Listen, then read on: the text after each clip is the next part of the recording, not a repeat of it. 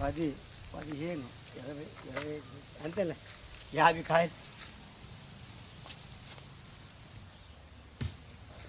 మాది శ్రీకాకుళం జిల్లా లావేరు మండలం లక్ష్మీపురం పంచాయతీ పట్నంపేట గ్రామం. నేను పేరు బాసి గోవిందరెడ్డి. మేము మొదటి నుండి కూడా రైతాంగం వ్యవసాయదారులం. మేము ఒకప్పుడు చిల్లర వ్యవసాయం చేస్తూ ఇప్పుడు కొబ్బరి తోటలు పెంపకం చేస్తున్నాం.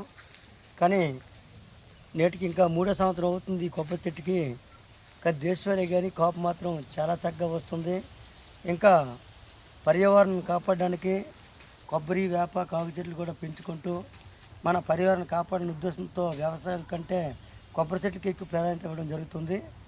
కాబట్టి రైతులందరూ కూడా కొబ్బరి సాగు చేసి ఇంకా మనం రైతాంగం అంతా ముందుకెళ్ళాలని కోరుకుంటున్నాం.